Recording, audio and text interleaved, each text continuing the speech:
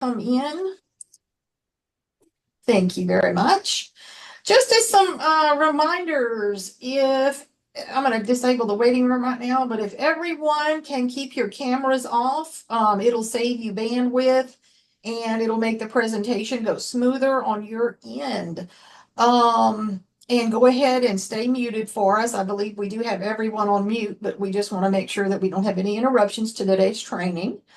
Um, After today's training, this afternoon, we will send an email, send this presentation to our partners at Pennington, and we will have this entire presentation, including the slides and the recording, uploaded to Louisiana Fit Kids website. Be on the lookout in your emails because we will send out there's just a one-page email reminder with the link that will take you directly to the recording of this training and also the slides of this training, so you can use that for future reference.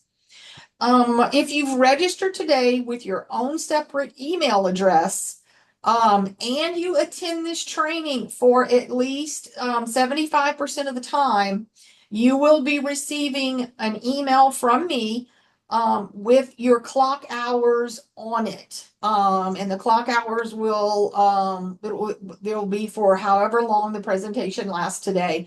So please make sure you remain in attendance because Zoom is automatically tracking the times that you have stayed logged into this program, and you will receive that clock hours email from me as usual.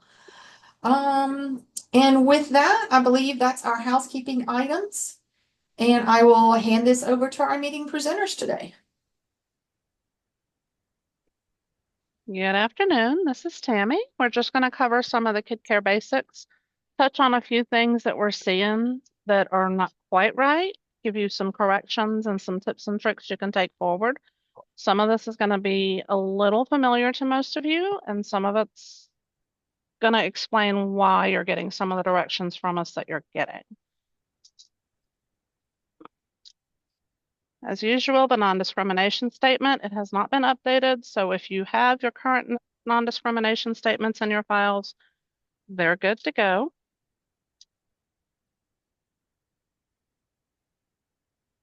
These are the topics we're going to be covering today. I'm not going to read through all of them. We are going to touch on just a little bit of all the mandatory records, and these slides are going to be completely available to you to use and review as kind of a manual for Kidkare moving forward. So everyone knows that the Department of Education purchased Kidkare, and we are requiring that you use it in your centers for your records. It's mandatory for everybody. That hasn't changed. If you haven't received your application for the coming fiscal year, there are a couple of options. One's going to be sam.gov isn't active. The other one's Secretary of State is not in good standing, or you're not keeping your records in Kidkare as required. And you should have all received emails about those things. The records we want to see in Kidkare are going to be your meal counts and attendance, the amount served in your daily menu, all your receipts need to be in there every month, and you should be able to electronically upload your claims every month. If you're having issues with any of that, you can reach out to staff if this does not help you get through those processes.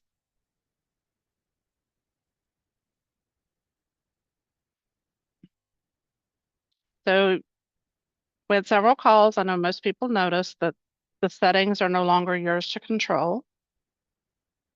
Department of Education has control of the settings. You can still access the page and see how they're set. So if something's acting wonky and doesn't quite make sense, it might be a setting that you once had control of that DOE has locked down, because these are the way the settings are supposed to be.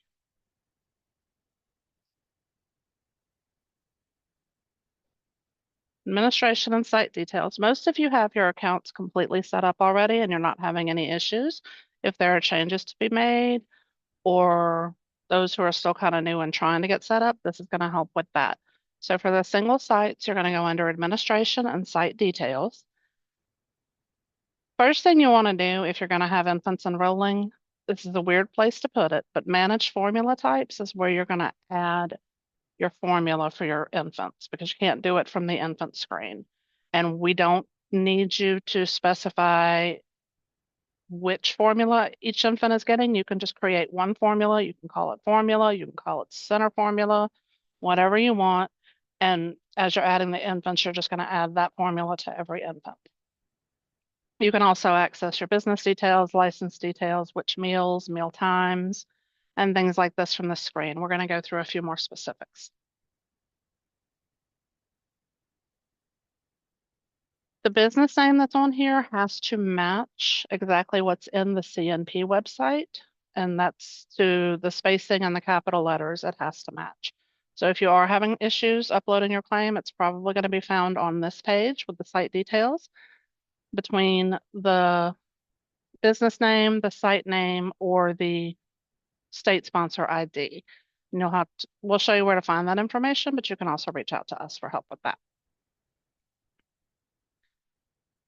The license information you have control of in Kidkare. So if you get an error in Kidkare that says child claimed after or older than license, you have access to you have access to that information through the administration and site details tab, and you'll find your license information that you can update.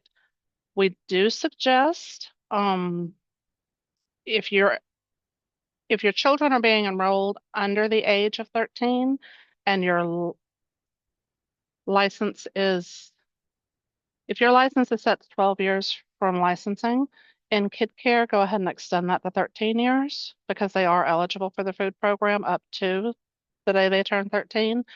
And if you put it in here as just 12, or for our Head Starts, if you put it in as 5, and those children actually have a birth date during the school year, then the day they turn 6 or whatever it is, it's going to cut them out of the claim. And that's not the intent of the program. So for the purposes of Kidkare, you can extend your license 1 year to catch those birthdays.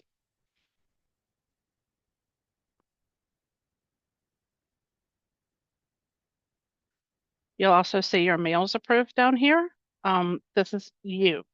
They should match the meals and the serving times that you have in the CNP website on your application. So if you only have one serving, you're not doing before and after school kids, it should just reflect that one serving. And the times that are listed here need to reflect the times that you're approved for in your application. If you do have that second serving, make sure you're only turning it on for the meals that are approved, the breakfast and the snack, or just the snack if you don't have before school kids. Those times need to be separate. You can't be serving both age groups at the same time, your regular and your before and after.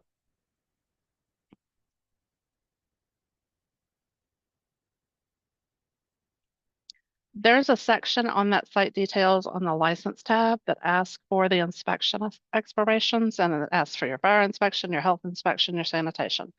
We do not require that. Kidkare does not require it. It is an option.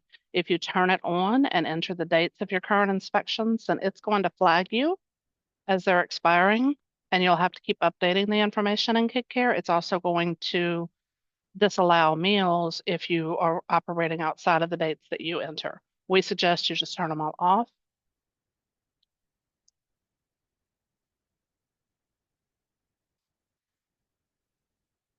Back under administration, outside of site details, you have all these different things that you can do. User permissions is where you're going to add other users to Kidkare and decide what they see. So you can set up your teachers to just see their classrooms. You can set up the cook to just see the meals, the menus, and the amount served. Assign classrooms is how you're going to move kids from one classroom to another. Usually when they change over for the new year, they're moving to an older class. Assign classrooms will help you do that in bulk. The menu footers, if you want to add messages to the bottom of your monthly menus, you can adjust those there. And your guardians. This is all information that you have access to. You can change and update.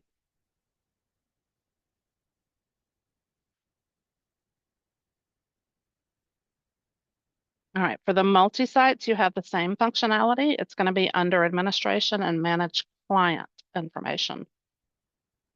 So you're going to have the legal business name, the sponsor ID from the CNP website. is also going to go on this page. The sites are going to have their own individual site IDs on those pages. The if you want to find, and this is for everybody, if you go into the CNP website and go to upload claims, there's a middle section of that page lists about 4 items there. There are 4 different reports that you can pull. That 4th one, if you click on it, it's going to open up your information and tell you exactly what your sponsor ID is, the name of the agency. All the sites are going to be listed with their site IDs and names. So if you have something, if you get a critical error when you upload your claim, it's usually going to be in your business name, your site names, or one of the IDs, and that's where that information can be found.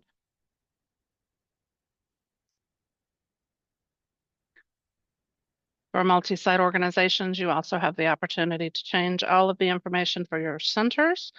It's under center management and manage center information. This is the same stuff as the slides we just went over for the single sites. It's just the inspection stuff is here, the names and IDs are here. You can flip through the tabs at the top. Nothing too ridiculous. The meal types are under license schedule. The site IDs do not go on that first page and manage center information. It's in the license section. It's also in the license section under the single sites.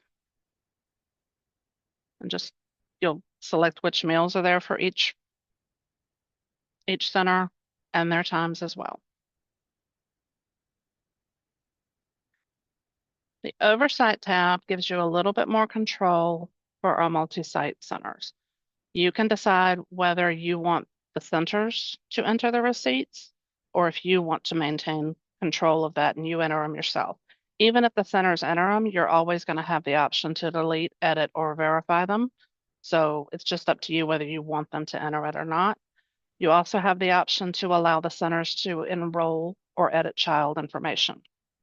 Some sponsors want that on, some want it off. That is under your control. DOE does not control that.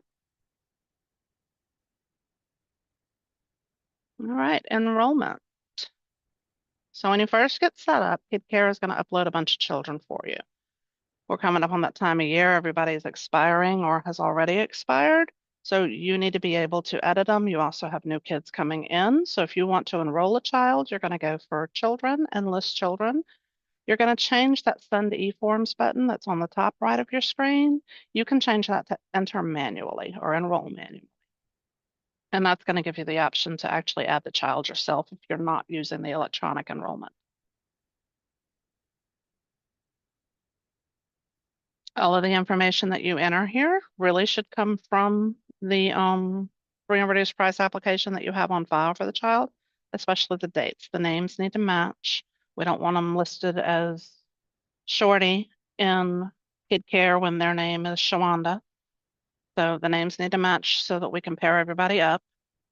Birth date absolutely has to be correct. You can decide what classroom they're going to be in. You can also change their classroom from this page. If you're only doing a couple of kids, you don't need to go through the bulk. You can stay right here and just do the one child at a time.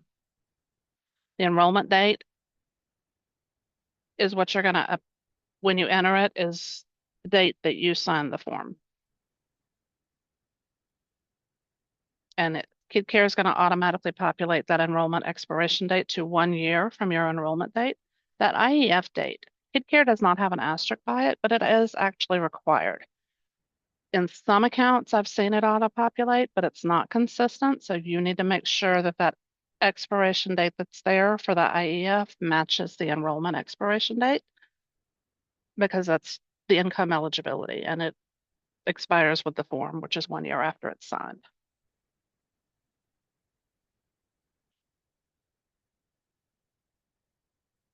You can also edit the child's information for diets and special needs. The special needs button is going to be specific to a child that is over the age of 13, but is operating under an IEP in your center. And this is how Kidkare will allow you to still be able to claim a child that has to be there. At-risk child is not going to apply to anybody in Louisiana. That is a separate function for other states. The special diet is going to refer to whether the child is non-dairy milk or can't eat broccoli, allergic to grains. This is where you're going to enter all that information under special diet. When you're entering the special diets because of milk, it gives you an effective date. If you choose substitute milk or parent milk, the difference there is substitute is what you are purchasing. Parent provided is mom's bringing it in. So the effective date is when that starts. Do not enter an expiration date unless that status changes. That expiration date is there because if you've been purchasing it and you've decided that's too much of a hardship, mom needs to bring it in, you can switch them over to parent provided, and putting that ending date on the substitute is what's going to make that effective.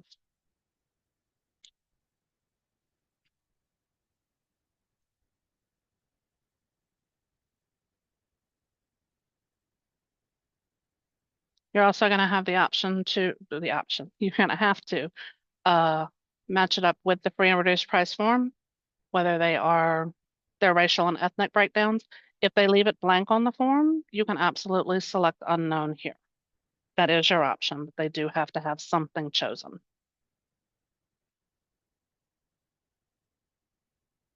And also, if the parent is already in the system and you just click existing when it asks you to list the parent information, then you can scroll through and select the parent if they already have a sibling with you.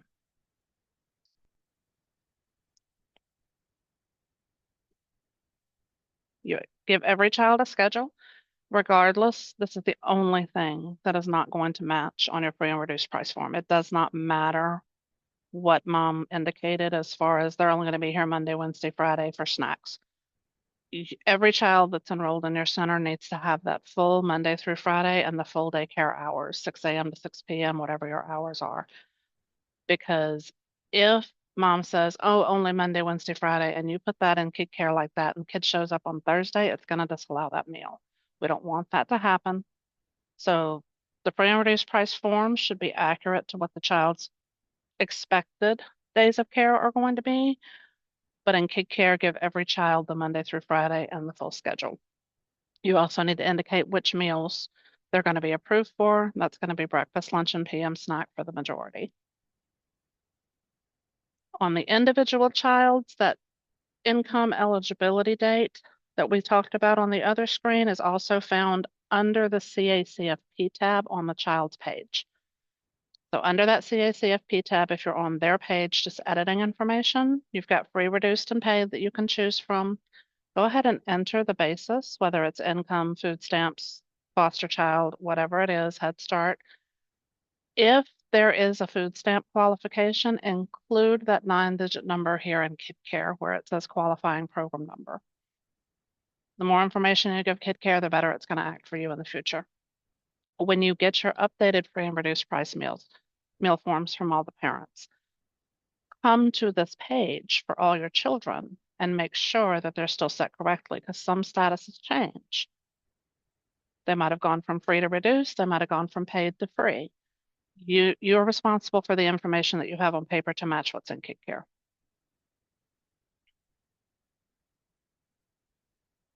Infant details, their enrollment looks mostly the same, except it is going to ask you what type of formula.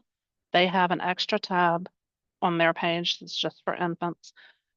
Kidkare is going to require that you have a formula entered, which is why we told you under administration to go ahead and manage the formula types, create a formula. Most cases, the question is, will the parent provide breast milk? Some of you see that question as, will the parent accept site formula? Most cases, the parent is bringing the formula. So if the parent's providing the formula, the answer is yes. If it's, will the parent accept site formula? The answer is probably no. The second question is, will the parent provide food? Some of you see that as, will the parent accept site food? This is asking whether mom's providing the food or whether the center is providing the food. Formula or breast milk is the only thing that can be supplied by the parent in order for you to claim the meal. So if mom's bringing all the food in, absolutely, this needs to indicate that mom does not accept site food, mom's providing the food, and Kidkare will not include that child on the claim. You're still going to mark them. You don't have to think about, okay, did this child get fed today? Who's here? You still mark them. Kidkare is going to do the work and take it out for you. If mom's just bringing the formula or the breast milk and you're providing the rest of the components for that child's meal, make sure that this question indicates that it is, or Kidkare is going to disallow them even though you're feeding them.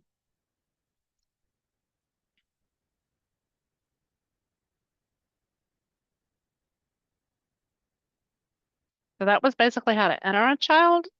The editing the information is almost the same thing. Instead of going through the entire setup, you get the child's on one page, and this is where you're going to come with your new forms to update the children's information. Kidkare will let you know, I think it's 30 days, it might be up to 60 days. There is a setting that you actually control somewhere. I think it's under site details as to when Kidkare will let you know that somebody's about to expire so you can start the process if you haven't already. You're going to update. When you go to this page, you see for the child, they have an original enrollment date, an enrollment date, and the expiration date. You are never going to change that original enrollment date. Do not change the original enrollment date. Only the enrollment date gets updated. So if that new form is signed for October 1st, then you're going to edit that and put October 1st in for that enrollment date. It's going to auto-populate your enrollment expiration. You are still going to have to go to that CACFP tab and double check that IEF expiration for the income eligibility.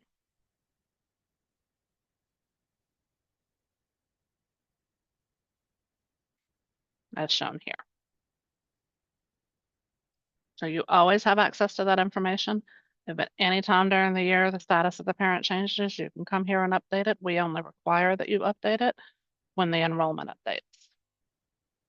The IEF expiration date is always going to match the enrollment expiration date unless you're using the e-forms and doing the enrollment electronically. You might have different dates in that case.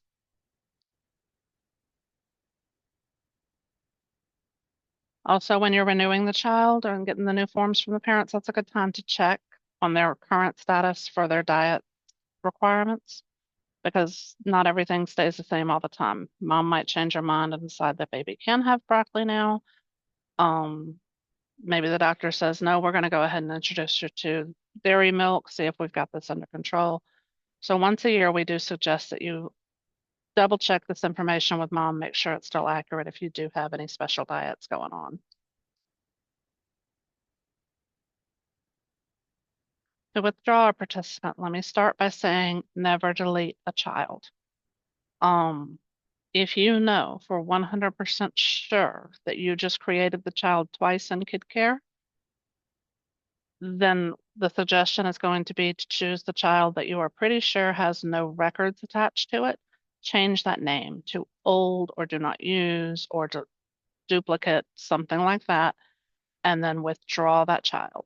If you have a child that's been enrolled with you for several years, they've aged out, it's time to, you don't want to see them on your screen anymore, you come here, you're going to hit the withdraw button once. A date window is going to open up. You'll enter the date, the last day of participation, and then you'll hit withdraw again, and that child shows up under a different filter on your children's screen now. You can always go back and re-enroll a withdrawn participant.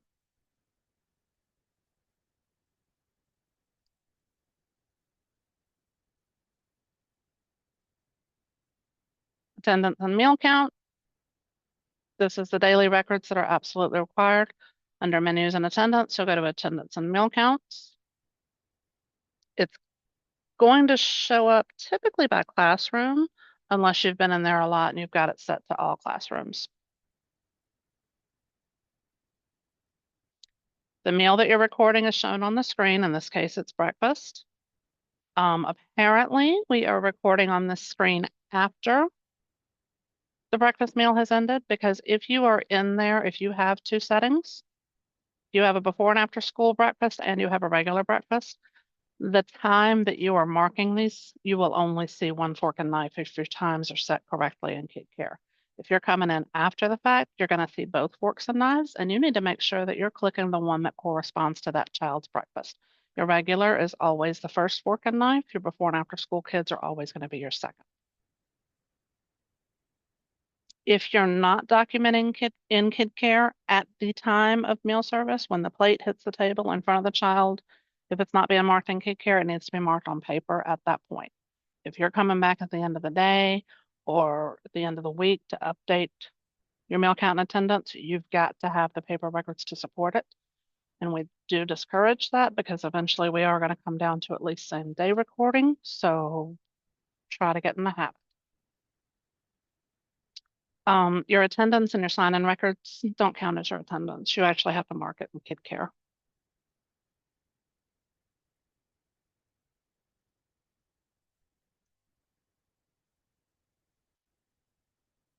And then once the forks and knives are clicked, you can see they turn orange to indicate, yes, this child has been fed. You can see here we've got some ones and some twos. Make sure that you're recording the child for the correct meal service that they were actually present for. And Kidkare will not allow you to go through and mark the meals before the start of the meal time, which is good because you're only supposed to be serving meals or claiming meals during the approved meal times. If you see a child on this page that's got red around their name or picture, if you have the pictures up, it's just indicating that there's a special diet present, whether it's a milk allergy or some food that they're not supposed to have. That's all that is.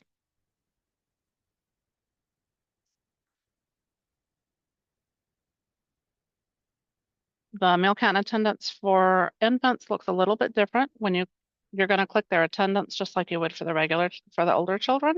When you click on their name, it's going to turn green to indicate that they are present, and then you have their fork and knife. When you click their fork and knife, the infant menu for that day is going to pop up, and you're going to record the meal in real time. If you need to make corrections to this, then you are still able to access the infants from your daily menu screen where you record the bulk for the older children. That same option is available on the daily menu. You just have to tab over to infants. But most infants are eating different amounts, kind of at different times in some places, and usually different types of foods. So this is why you have the individual infant option.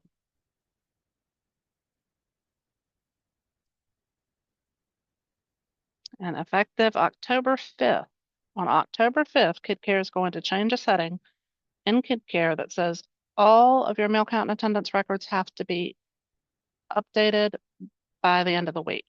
End of the week for Kidkare is Sunday at midnight. So every week, Sunday at midnight, Kidkare is going to say you no longer have access to your records for the previous week. They need to be updated by then.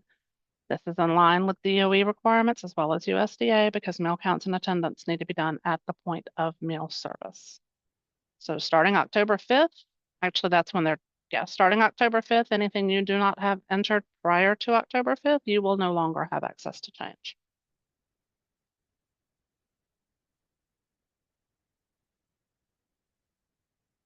And that's it for me. I do believe Miss Brittany's up.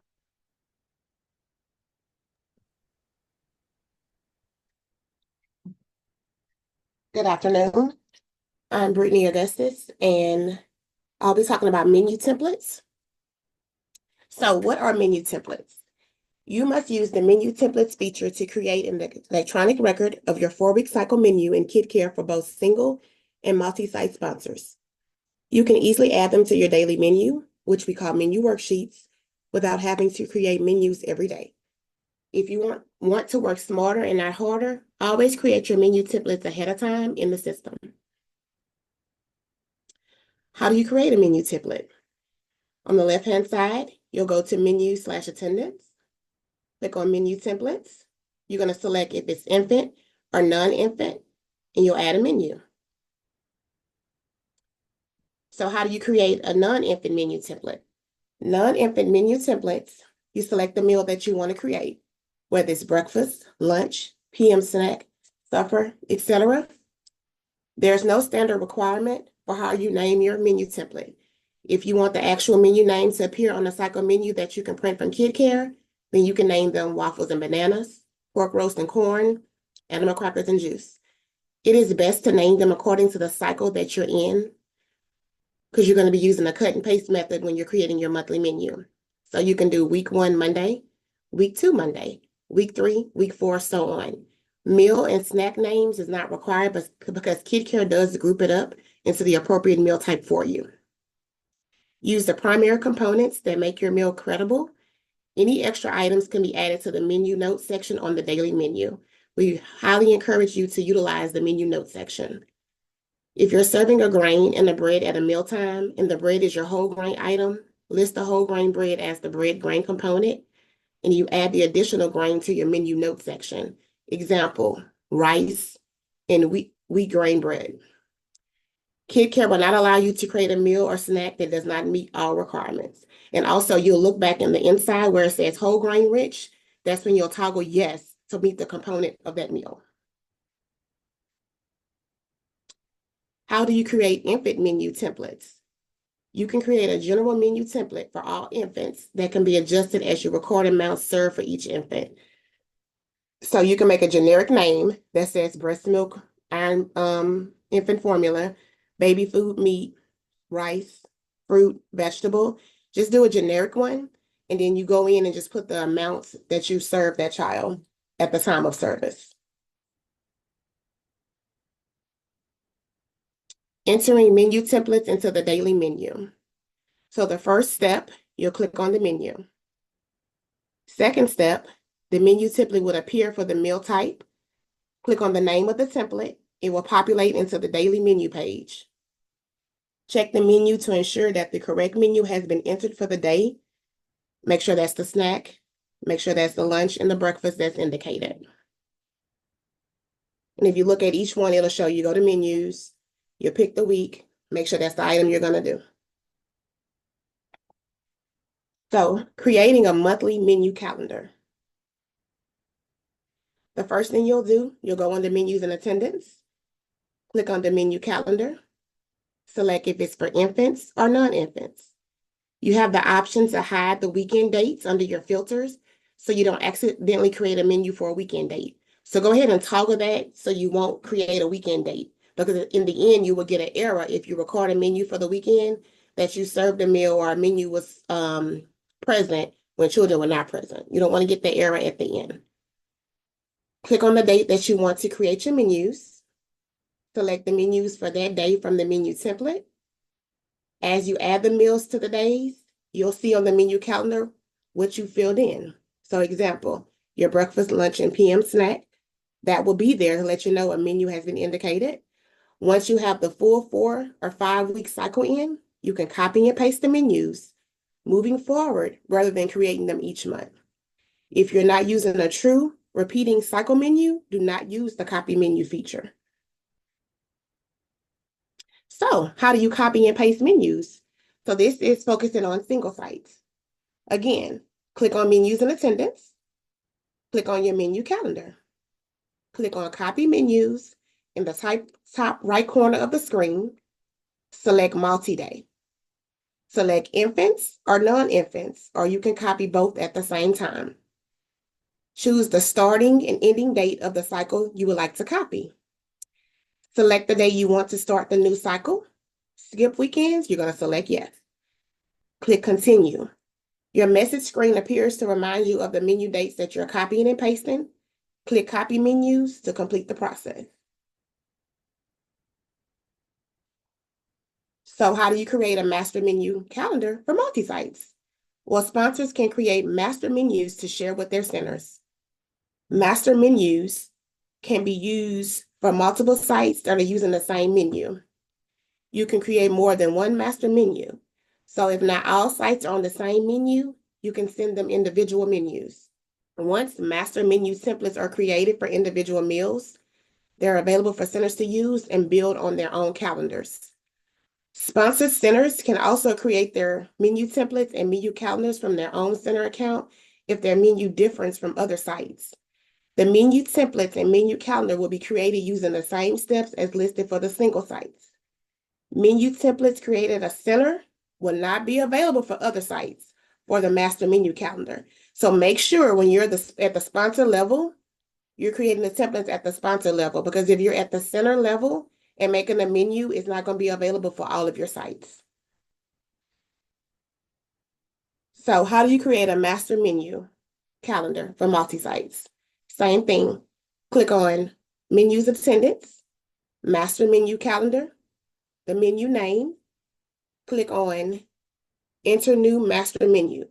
Enter a name for the menu you want to create and press Enter. The menu calendar will appear. Click on the date that you want to create the menu. Select the menus for that day from the menu template. As you add the meals to the days, you'll see on the calendar what you filled in. Once you have the full 4 or 5 week cycle in, you can copy and paste the menus moving forward rather than recreating them each month.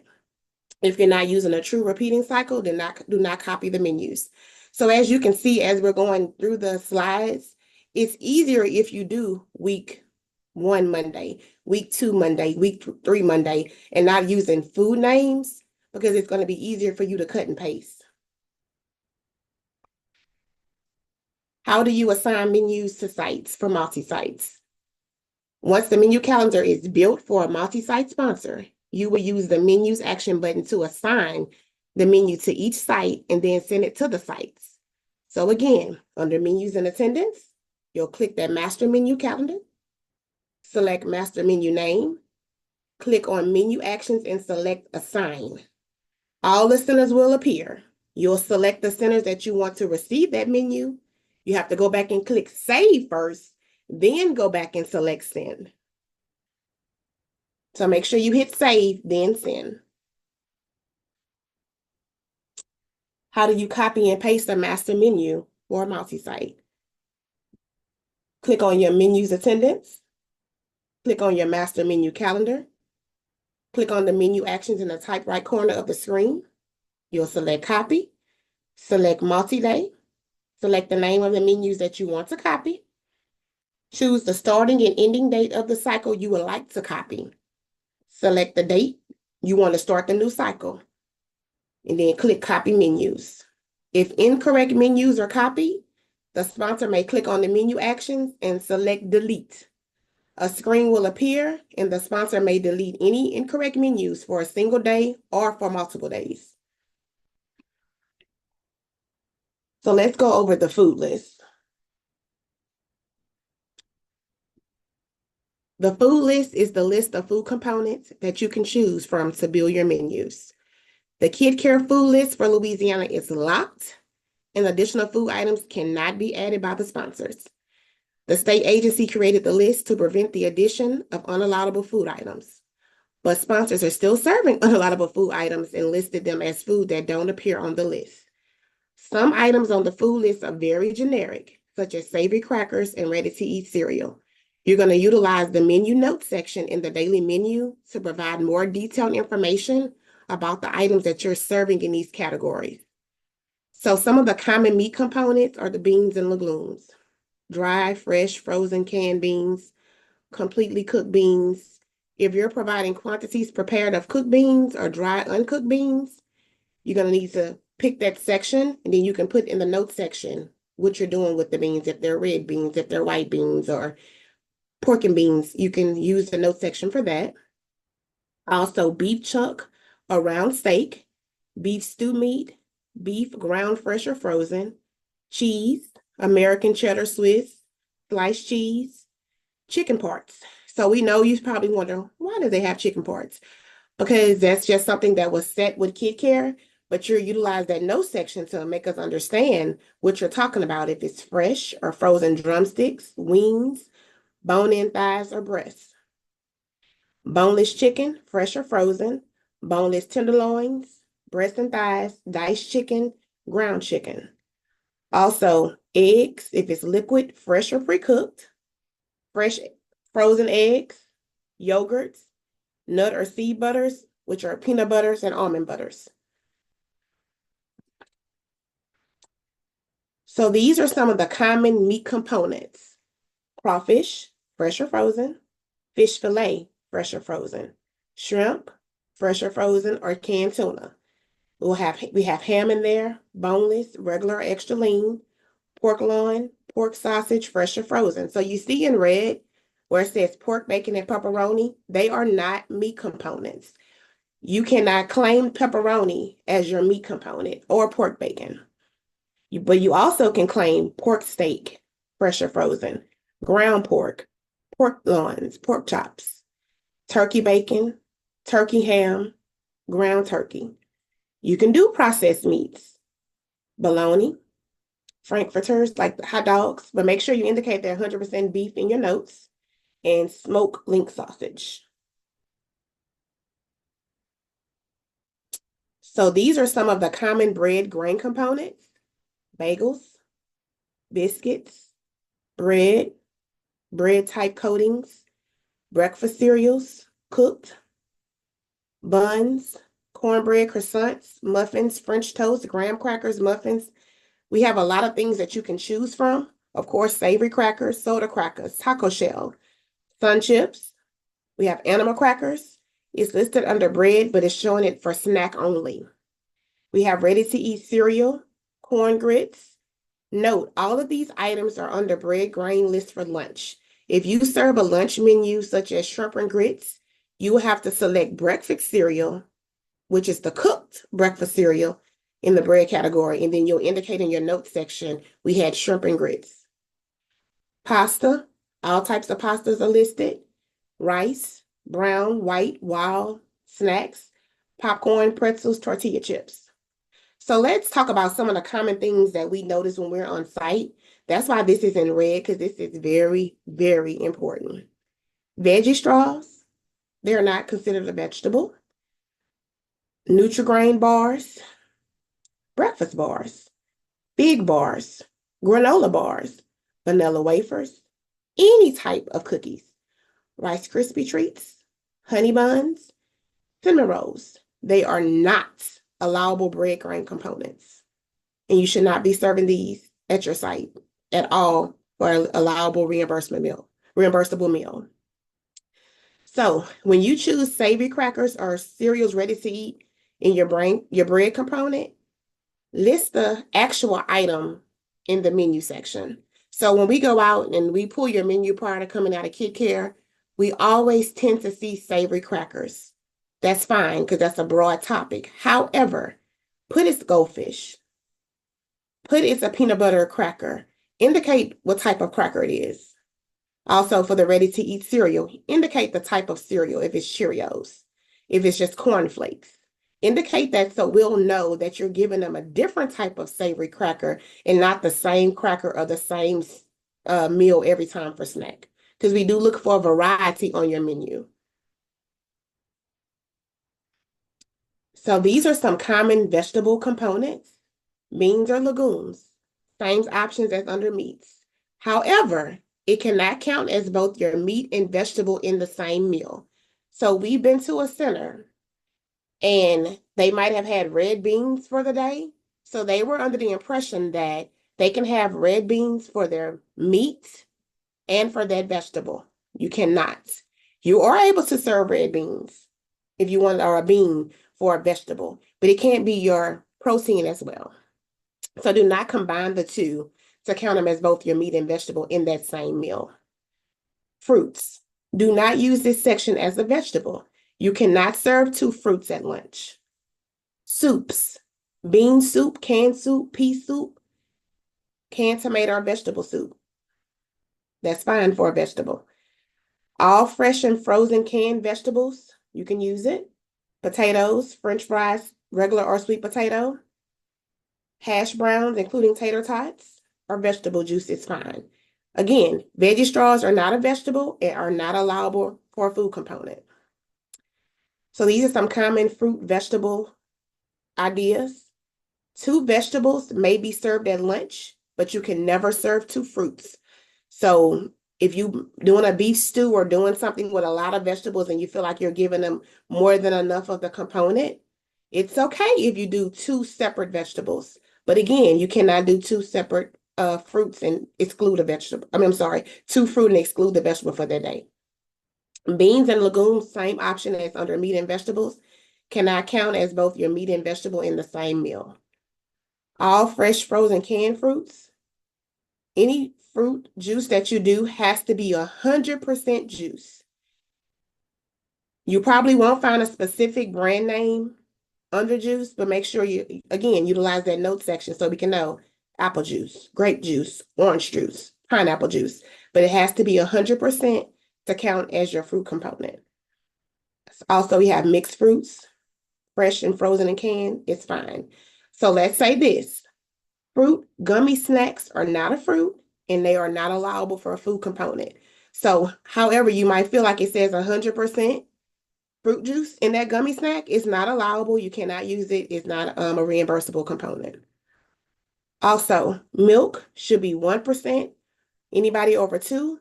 Whole milk, anybody under 2. So in some classrooms, I know you guys have where they're transitioning to the bigger classroom they just made 2, but they might still be in your wobblers or toddler class. You have to distinguish that that child who's under 2 will get that whole milk, but if they are 2, they need to start getting 1%. Even if they're in the same classroom, they hadn't advanced to the bigger kids yet, they still have to get their 1% milk. So let's talk about CN items on the food list. Use the CN listing in Kidkare for any combination processed foods.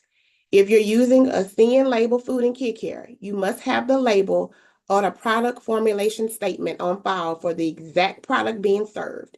You cannot have a CN label on file for one brand of a food, such as chicken nuggets, but you're giving them something from a different place. So if you're doing Tyson chicken nuggets, you need a CN label for Tyson chicken nuggets. You cannot have a CN label for Foster's chicken nuggets. If you're doing Foster, you have to have Foster. If you're doing Tyson, you have to do Tyson, because they're 2 separate companies and they're processed in 2 separate ways. So you have to be very, very mindful when you have a bag of CN labels and you're just thinking, oh, I have a CN label for chicken nuggets. Make sure it's from that company.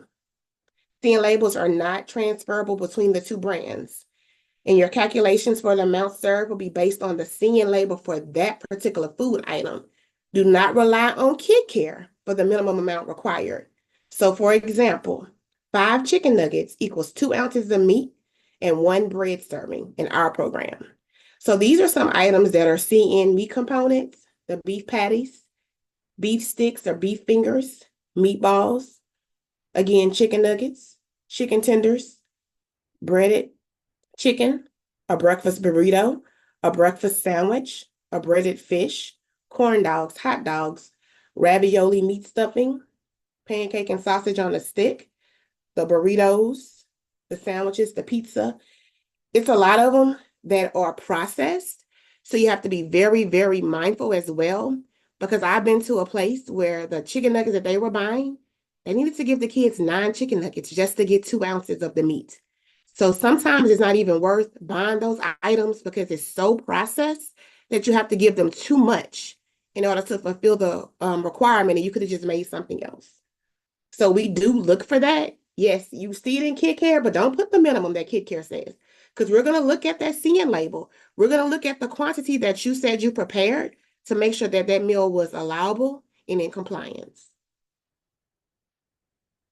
So let's look at some of the menus that's in regards to a CN label and a regular item. So which one is correct?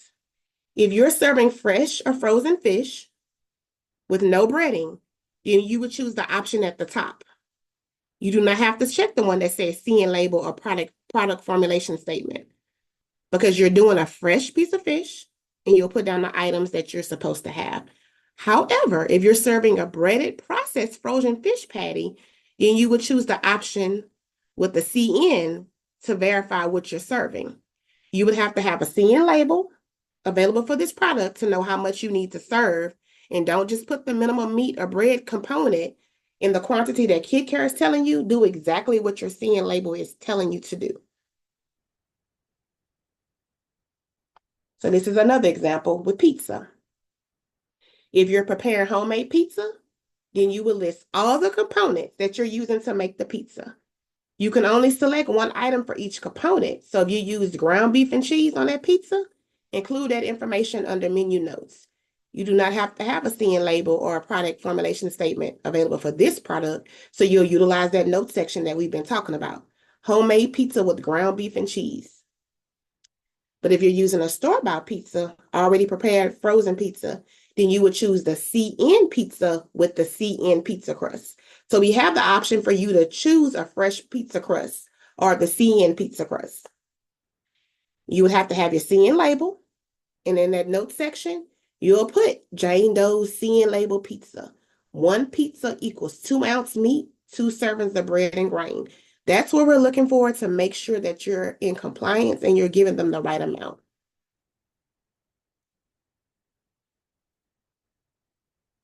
So let's talk about beef patties. Same thing. So with beef patties, we notice that it says CN for it. That's perfectly fine. If it's 100% beef patty, you don't need a label. Utilize that note section and say 100% beef patty. And we know one thing, that it's 100% beef. It doesn't have a label. It's not processed. You don't need a CN label or a PFS statement for it. It's fine. Just indicate it in your note section so we'll understand. However, if you're using a processed beef patty that contains additional ingredients such as soy protein, then you'd have to choose that option when creating your menu. You would need to get that CN label or that PFS statement and put it in your note section that lets us know that 1 patty equals 2 ounces of meat. Then we can look at your note section, then we can take that CN label and we can verify what you're saying is matching what your note section states. So for generic food items, we want to just give you an example when we're talking about the chicken parts. So you're really doing barbecue drumsticks. That's cool. Just indicate chicken parts, fresh or frozen. You're doing your rice, your corn, your blueberries, and your milk. But just indicate in that note section that you're doing barbecue drumettes, barbecue wings, so we can know what it is. Because some items are not on the list. It's very generic. It would take too much space to try to put every single item that exists. And then Kidkare is so diverse. It's from different states. So some things that they have, we don't have. Some things we have, they don't have. So just utilize that note section. Same thing for savory crackers that I talked about earlier. If you're giving them goldfish, type in goldfish. If you're giving them Cheez-Its, type in Cheez-Its. Some items are listed, some items are not, but just be very specific when you're just always picking the same thing so we can know that you are giving them a variety of snacks. So let's talk about the daily menus. So, of course, to get to the menus, you'll go to menus and attendance, scroll down to daily menu. So you might ask, what is the daily menu? The daily menu is the Kidkare feature that takes the place of paper menu worksheets. So if you're utilizing it daily, like Tammy stated earlier, then this is your menu worksheet. If you're not putting it in as the day go on, you need to have paper, but eventually we're shying away from paper, so utilize Kidkare. Menus can be easily populated into this page from the created menu template. When you click on daily menu, the page will automatically open up to the current date. Use the calendar feature to view daily menus for other dates. You'll either click on infant or non-infant to view the daily menu for those specific groups. And as you can see, the menu that we have on here is showing how many we estimate our attendance and our actual attendance. We said we had cereal, peaches, and milk. We put in our note section that we had breakfast cereal. It was corn and rice check cereal. We indicated how many number 10 cans we used and how much milk we used. So how do you record substitutions on the daily menu? So menus listed in Kidkare should match what is actually served. If there is a change to the menu for the day, update the Kidkare record with the correct food item. The correction can be made directly on the daily menu for that particular meal or snack. Click on the component that needs to be changed and select the substituted food item. But you have to always remember to save your changes. After your menus are entered for the month, you can run a weekly or monthly cycle menu in Kidkare, and it will show you what foods you have planned to serve. You may also review this report and make changes before starting the month, because we know you make your cycle menus in advance. And strawberry season, watermelon season, there's typically a season. So you need to go in and change it to a different fruit, or you had to put something else in the place of the red beans for that day because the cook was out or you were short. That's fine. That's where you go in and just edit it and change it. So how do you record actual quantities prepared? So I want to say that again. The actual quantities prepared. You must record the actual quantity prepared. Record how much food you prepared for the meal. You'll click on the actual quantity served, and a screen will appear for you to enter the amount of food that was prepared for each component. You pretty much know at a certain time how many kids come, or you estimate how many kids are going to be there, and you're going to put what you prepared for the day.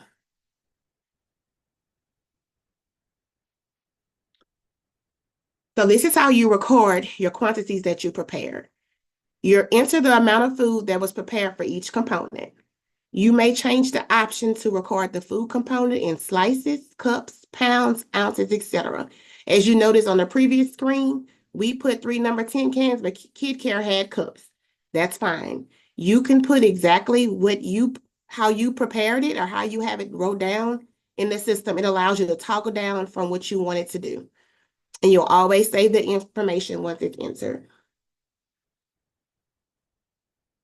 So let's talk about completed daily menu with errors. So if you have not prepared enough of food of a component to meet the minimum requirement, it's going to appear in red. If you feel that you have prepared enough food, look at the measurement that was used to record the amount prepared. Is it different from the measurement that Kidkare is using, such as cups versus pounds? Your center's measurements that I just said you can use? Sometimes you do have to go back and convert it. You'll take your measurements. You'll see what Kidkare, how they have it, if they have it in cups, and it's not reading your pounds. You'll use the conversions, put it in to see if it's matching. If it's no longer red, it's compatible, you're fine. But if it's still red and you put exactly what you said you serve, then you do not serve enough to meet the requirement, and that's a legitimate error, and that meal will be disallowed. So that's going to let you know I didn't cook enough or I'm not serving enough. That's why we always hinting on what you prepared.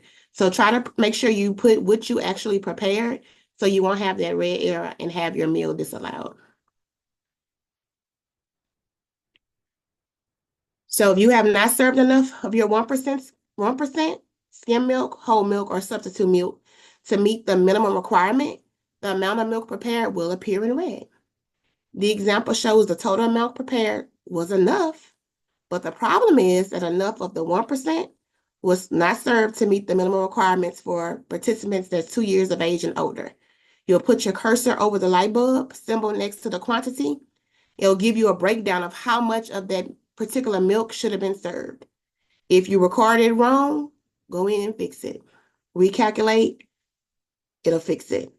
If the quantity you put in was correct and it's still an error, you did not give the right amount, those meals will be disallowed.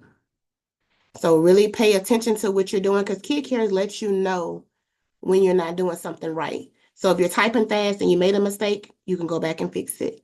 But if you really put the right amount and it's showing red, then you didn't give enough. Be very mindful. The next time, make sure you give enough, and then that meal will be allowable. So I want to talk about the red flags that's in the daily menu documentation. Once you have documented your meal counts for the meal or the snack, Kidkare will tell you what the minimum required amount is for each component you served. It is very doubtful that any center is preparing the absolute minimum of most components. In almost every situation, you are preparing more than what is required. Okay? So I want you to look at the screen.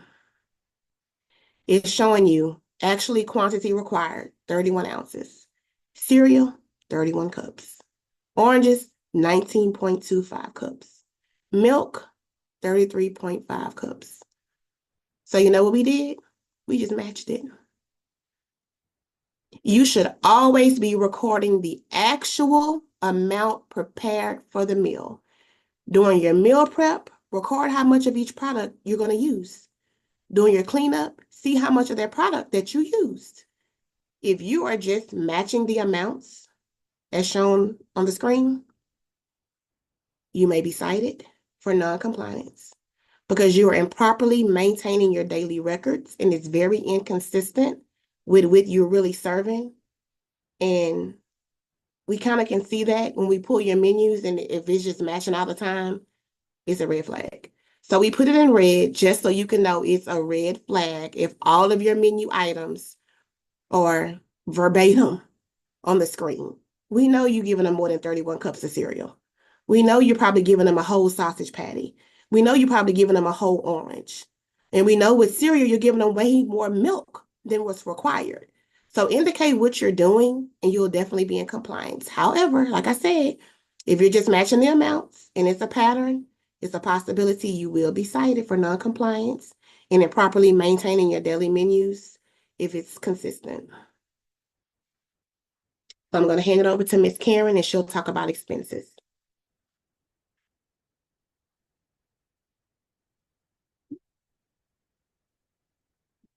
Good afternoon, everyone. I'm Karen Chucksnutter, and I'm going to start off with the expense category with you. Before we get into the specifics about how to enter things like receipts and other items into Kidkare to record your expenses, I want to go over some information, some general information about expenses that we want you to know, and that maybe some of you are not doing because you don't realize that this is what's expected of you.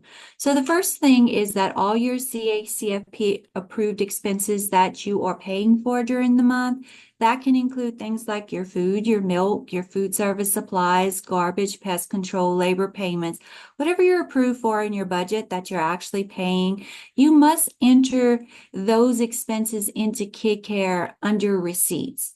So what we see pretty often is that a lot of sponsors are only entering milk receipts into Kidkare, and that gets you past the milk audit, which we're going to talk about later, but it's not correct. And here's the reason why, is because when you enter all your expenses into Kidkare for the month, it's going to allow the Kidkare system to create what's called a center receipts journal. It's going to be an electronic report in Kidkare. That is going to replace the disbursement journal that you previously did on paper. We've been in a lot of centers this year doing TAs and reviews, and a lot of people don't know that. So if you go in and you enter all those expenses that you actually paid as receipts into Kidkare, Kidkare is going to create that disbursement journal for you, and you won't have to do it on paper anymore. So that's why we're asking you to enter all of your expenses. Now, we included this in red because sometimes when we say things, it confuses people that are approved to have different situations and may be approved to do something a little different. If you are a center with multiple sites and you're purchasing all your food together on one receipt, you need to continue to follow your state agency approved method of documenting expenses because your situation might be a little different. So don't think that that's changed for you. But if you're unsure, if that's any sponsor, if you're unsure of how to document your expenses, you can always contact the state agency, which is our agency, to help you figure out how you're supposed to do that in Kidkare. Another thing we want to remind you about is that receipts have to be entered into the Kidkare system when they are received and not when they are paid. So for a lot of our sponsors, you're buying your food, you're receiving it, and you're buying it at the same time. So of course, the date that you're going to enter that into the system is the date that's going to be on the receipt. Some of our larger sponsors may order from vendors. They may have a milk deliver. They may have those things where they receive it in one month and pay it in another month. But how you're going to enter it in Kidkare is based on the date that's on the receipt or the invoice. So for example, if your receipt or invoice has the date of today, 9/23/25, that's the date that you're going to enter into Kidkare as the transaction date for that receipt. So we're asking you to make sure you follow this method because that's going to create an accurate milk audit and a nonprofit status report, which is another report in Kidkare, and I'm going to talk to you about that in a few slides. That report is going to take the place of that paper cost of food use report that you used to complete. So one more thing that we absolutely want to remind you about is that original receipts still have to be kept in your monthly records. I've been asked that before when we go out. So since we're doing Kidkare and it's electronic, do we still have to keep our receipts since we have to enter them into the system? Absolutely yes, because we have to verify that what you've entered into Kidkare, you can actually is what you actually have, you purchased. So we have to make sure that those receipts that you entered, you actually have those available on hand. A few things under receipts we want to remind you about is a lot of people are now going to online ordering. You may order items from Walmart, from Sam's, from Amazon. Those types of orders are acceptable, but you need to make sure that those electronic receipts that you get from them that are probably stored in your account for those companies, that you print those out and you put that with your monthly folder, because you're going to need that. Vendors may not store those receipts online for more than a year. So if you just say, oh, I'm just going to keep it in my account online, you might lose out if it's past the time where you can actually pull up that receipt later on. And I've been to some people where we're doing a review, they don't have receipts for some of these online orders. They're digging through their account to try to find them. Make sure you print those out and keep them in your file. And you want to make sure that you not only print the submitted order, but also the final charges, because I know that, whatever maybe the submitted order, especially like to Walmart, it may not be what you actually received. They may have had to make substitutions, or there's something that wasn't available. So sometimes it gets hard for us to match some of those charges if you don't have all the appropriate receipts for it. Also, remember, you got to keep copies of those store receipts, because some of them fade very easily. If we can't see what's on that receipt, then that becomes an issue. This is going to be something new. We want you to print out the Center Receipts Journal and Nonprofit Status Report each month from Kidkare, because that's going to take the place of your disbursement journal and your cost of food used report. We want you to look at it, because a lot of people are not looking at it to see if they've filled it out completely.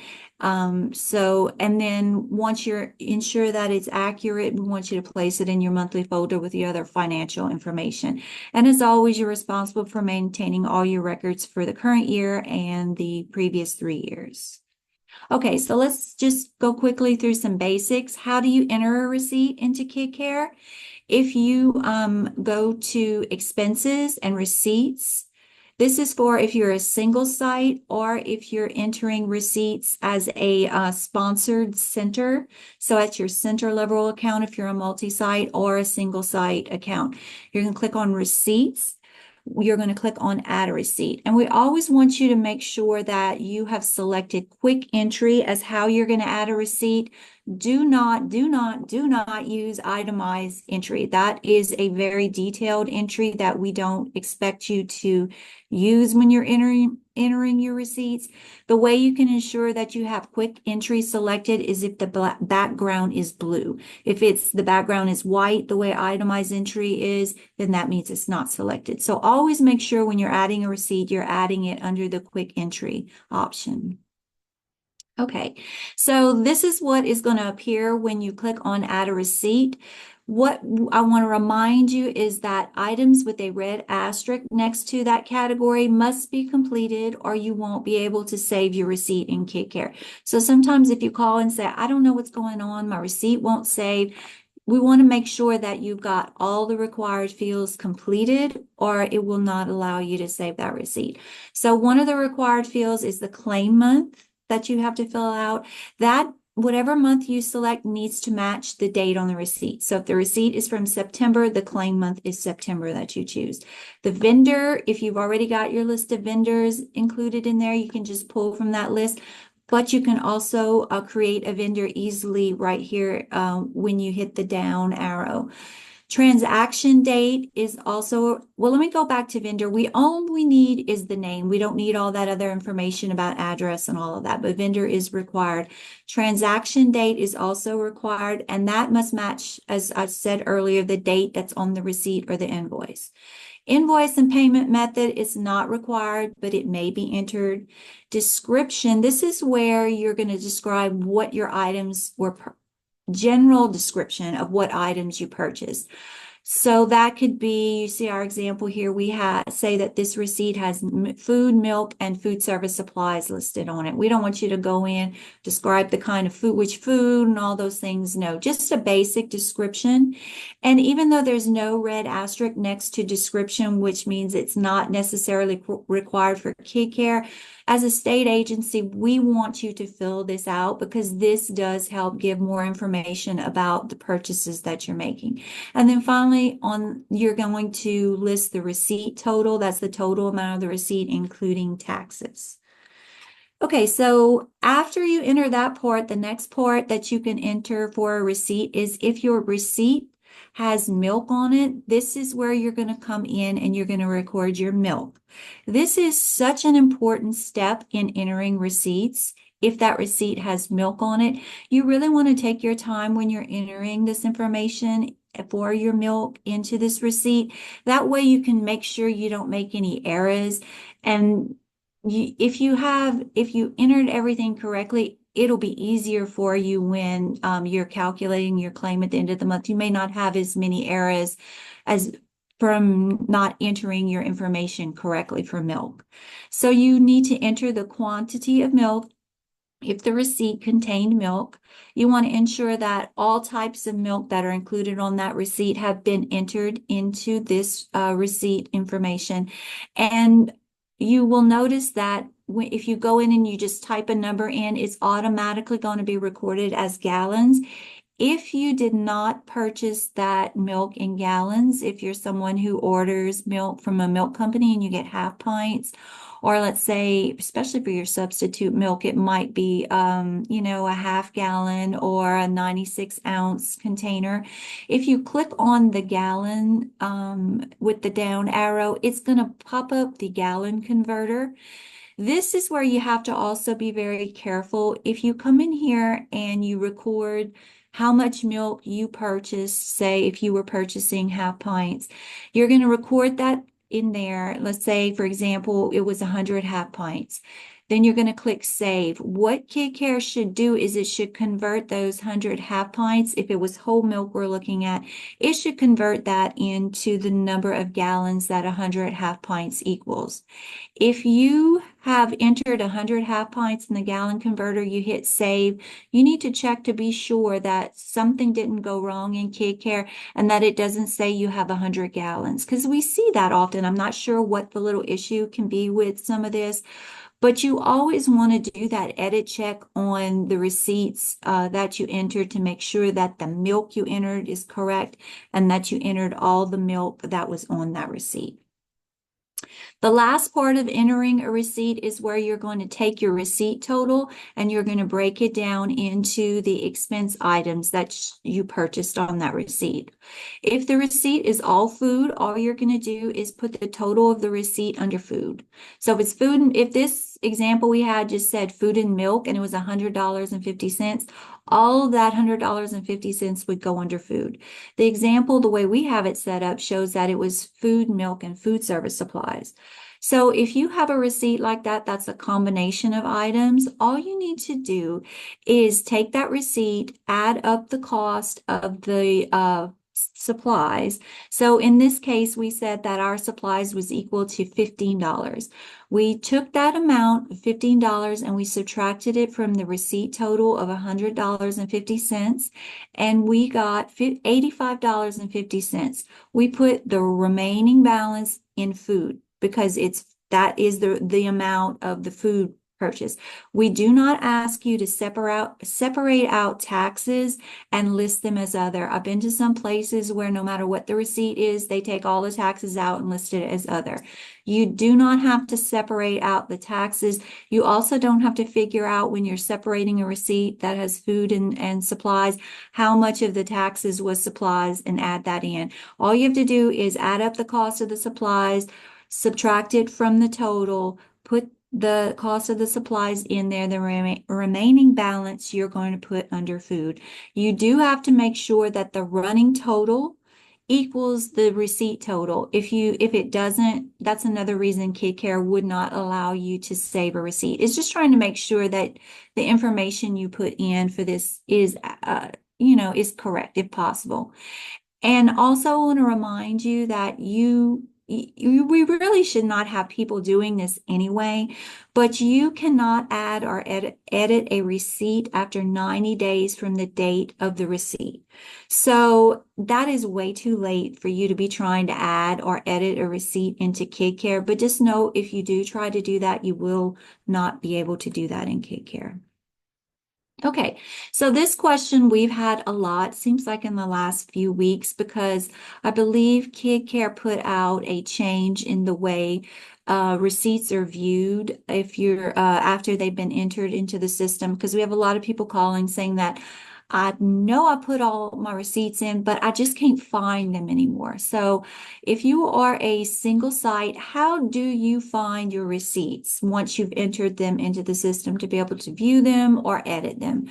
What you're going to do is you're going to go to expenses, you're going to click on receipts, then you're going to have to enter a transaction date. That is going to have to cover whatever date that receipt that you're looking for. So let's say this example, you wanted to see all your receipts from August. Then you're going to put August 1st through August 31st for the transaction date, and you're going to have to click done. It's like a pop-up menu and you click on transaction date. That'll save the dates you've selected. We've also been told that people have trouble pulling those receipts up if they also don't select the claim month that goes along with that.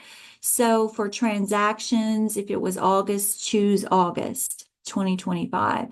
So once you do that, all your receipts that you've entered for that time frame should now appear on your screen. If you need to edit one of those receipts, you're just going to click on the receipt ID number. Receipt's going to open and you'll be able to edit anything on that receipt or delete the receipt if you need to.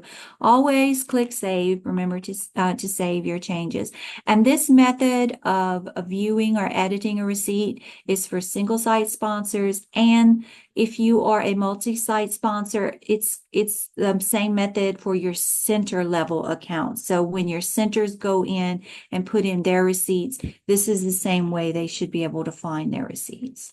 So if you're a multi-site sponsor, how do you find your receipts after you've entered them? So for a multi-site sponsor, you're going to click on Center Management, and this is at the sponsor level. If you want to see your receipts or your center's receipts, you click on Center Management, then you're going to click on Receipt Verification. The same process, you're going to enter the transaction date that you want to view. You're going to enter the claim month, and all your receipts are going to appear. It would be the same process for you to go in to delete or edit a receipt. If you also need to verify, I believe now they kind of changed some of the wording and it says accept receipts, then you are going to also, after selecting transaction date and claim month, if you want to, you'll go to the verification status, and you might want to just select not reviewed, because then that way it'll only pull up the receipts that you haven't accepted or reviewed yet. And then once all those receipts come up, you can click any of those receipts that you need to verify or accept. Once you've selected the receipts you need to verify, you would click that accept, the blue accept button at the top. And then now their status will appear as sponsor accepted. So that's, if you're a multi-site, that's how you will find your receipts. So I want to show you, we talked about that the Center Receipts Journal is the Kidkare form, electronic form that's going to take the place of your disbursement journal. And if you enter all your receipts, as we're asking you to do for the month, what it would create and what it would look like. So this is an example of a complete disbursement journal that, or Center Receipts Journal that we created for our state test account. And you can see it has more than just food or more than just milk. It has probably other approved expenses that the sponsor would have been approved for that they paid during the month. So how do you access this report once you've entered all your information for the month? You're going to click on Reports. You're going to click on Finance. and then you're going to select Center Receipts Journal, and then you're going to select the time period that you want to run that Center Receipts Journal. So we want to see the September Receipts Journal or Disbursement Journal. You put September to September. You can also run this for, whatever time period you want to. You can run it from October 1st of each year through September 30th of the next year. That also could help you if you want to look at that when you're doing your applications each year. It gives you a record of how much you spent on the different categories with your CACFP funds for the year. So this is what a complete disbursement journal would look like, and this is how you would access that journal. This is the other report that I told you we want you to review and print out each month. This is called the Nonprofit Status Report. This takes the place of the Cost of Food Used report that you used to do on paper. You will access this report also under Reports and under Finance. The name of it is Nonprofit Status Report, and then you select the month that you're looking for. So remember what the purpose of the Cost of Food Used report is to make sure that you're spending at least 50% of your reimbursement on food. So what this report is going to do is going to pull all of your food purchases that were on that disbursement journal, and it's going to compare the amount of your food purchases versus your claim total. So I believe if I go back, your food purchases were $1,938.91. When that was compared to the claim total, it says that 94% of the claim that month was spent on food purchases. So you see, that's how the system is going to figure out whether or not you spent at least 50% on food or not. There are some situations where it might not work out as well.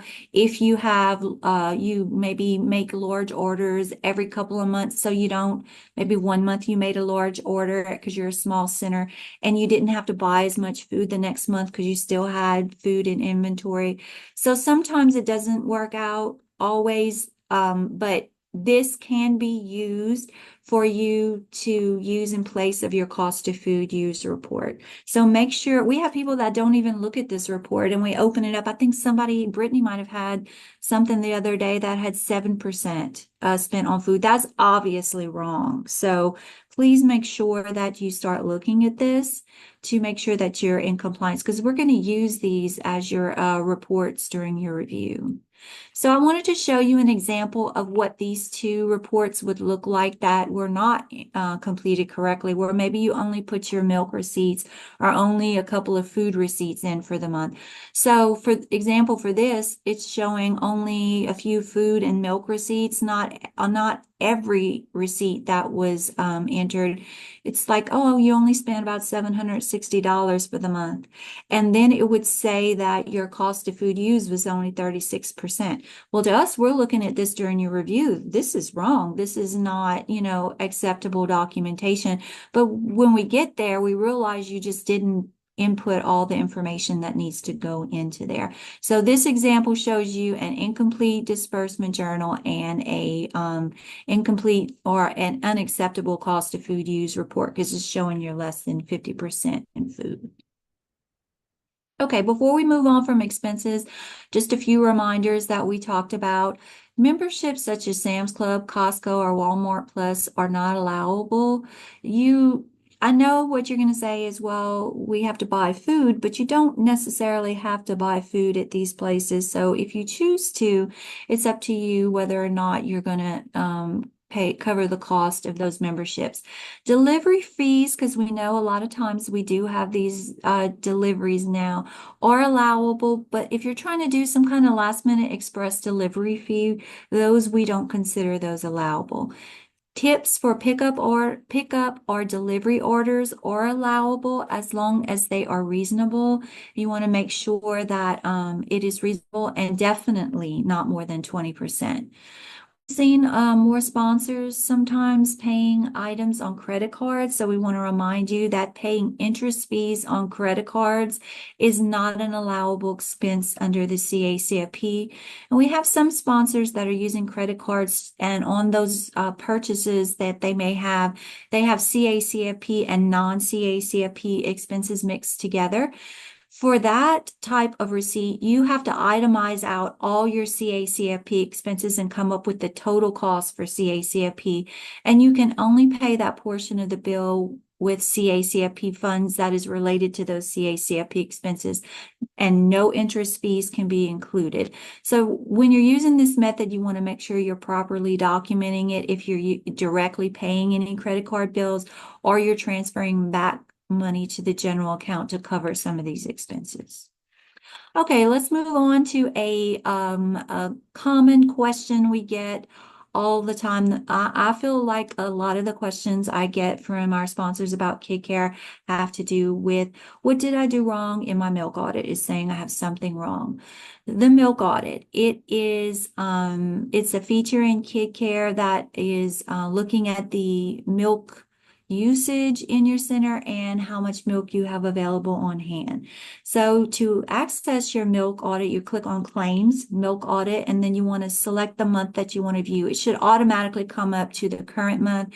If you need to go back, you will just click the calendar and select the month that you want. So what is the milk audit? It's used to compare the amount of milk that you purchased with the amount of milk that you needed based on your menus and the meal counts that you had for the month. So it's an edit check. It ensures that you had an adequate amount of each type of milk required and that it was available on each day at each meal to provide a reimbursable meal and snack. So it's checking that every day to see if you had enough to meet those requirements. It pulls information to create the milk audit from your meal count attendance records, your menus, your receipts, and any milk carryover balances.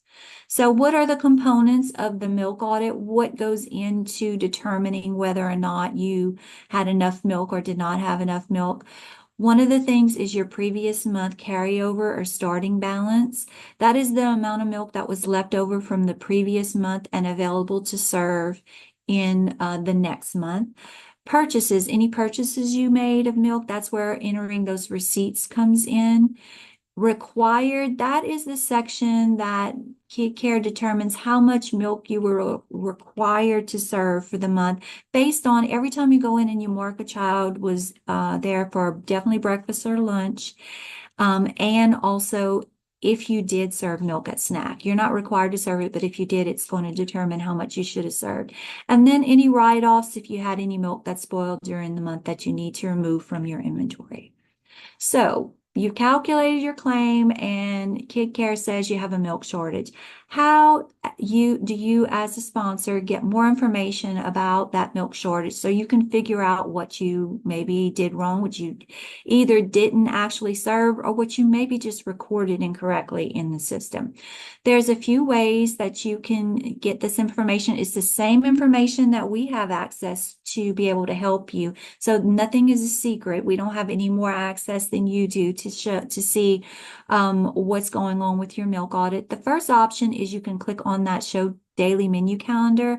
That's gonna you'll be able to view your milk information for the month in a calendar form, or you can click that print button. It's going to give you an option to download two different reports. One is a summary report, it's a monthly report. One is a detailed daily report, and those two reports will give you that kind of information in a PDF.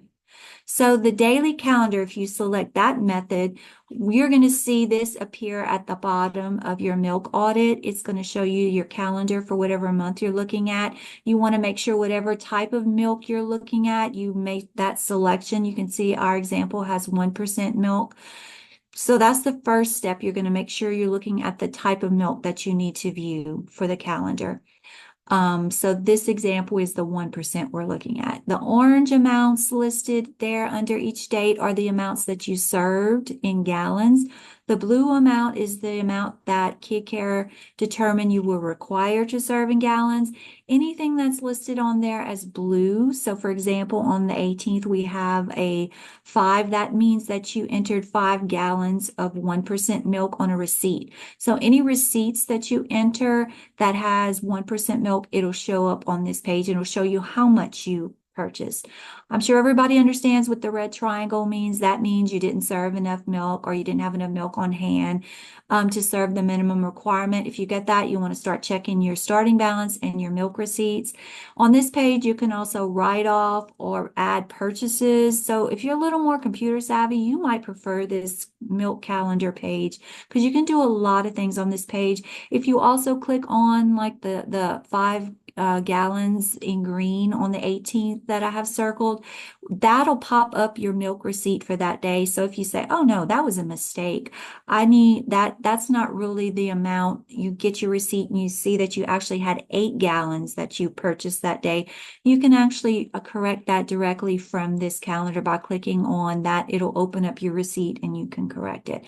So this is one of the ways that you can kind of come in at a glance and you can review each type of milk, where your milk shortage is.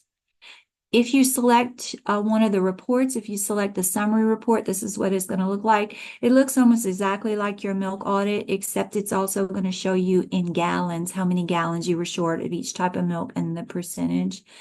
The detailed daily report is my favorite way of looking at it. When someone calls and says, hey, I have a milk shortage and I can't figure out what's wrong, I always immediately open this report up for you. What it does is it's going to show you a detailed report for each type of milk, your 1%, your skim, your whole, and your substitute. It's going to show you every day what went on in your center regarding how much you purchased, what your balance was, how much you were required to have, what was your ending balance, and if you had any shortages. So one of the first things I do on this page is I look at your purchases.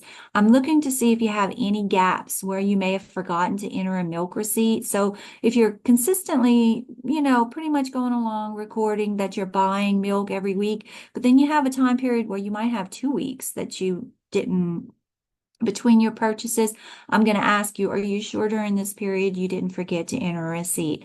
So the shading, when it says shaded ending balances that I've circled in red, anytime you see those, that means you ran out of milk during that time.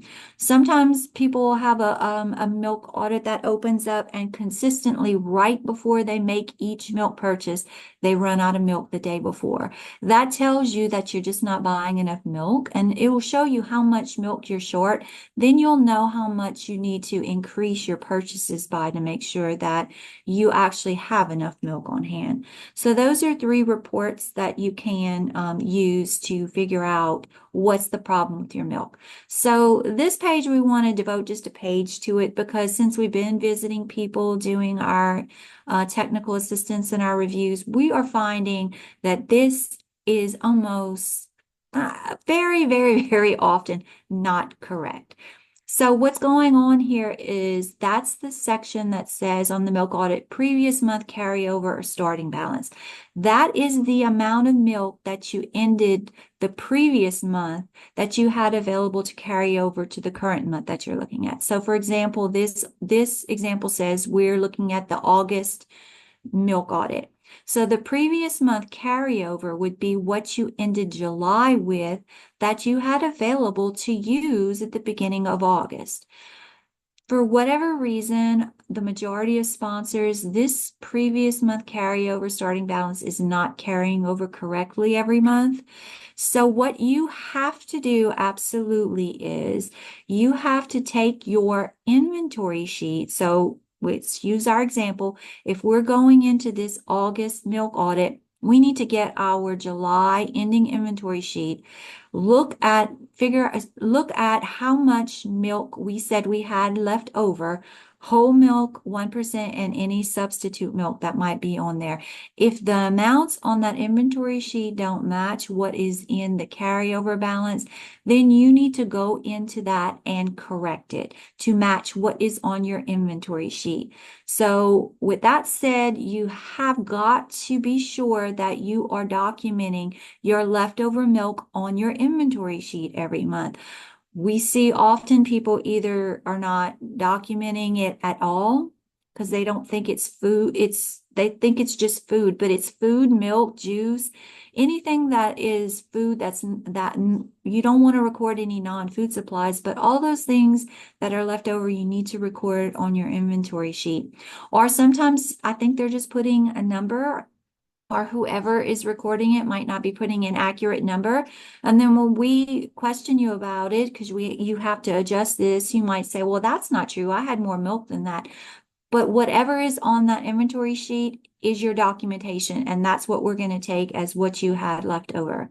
So you've got to make sure at the beginning of each month you go into this and you compare that inventory sheet from the previous month with what the carryover balance is. If it's not correct, you're going to click on that little pencil where I show you have it where it's circled for the whole, the 1% and the substitute. Once you click on that, that screen's going to open and you're going to be able to go in and edit that number. To save any changes, you have to click on the green pencil mark. There's no gallon converter in this section, so everything you enter has to be in gallons. So we put a little conversion chart at the bottom just to show you if you have to go in and you have to edit this, how you could use some of that to help you convert to gallons. But I can't stress how important this is to make sure. We've had some people, the majority of the time, it's these outrageous carryovers. I've even seen someone that said they had 1,200 gallons of 1% carried over. It's like you probably don't even buy 1,200 gallons of milk in a year, maybe 2 years' time.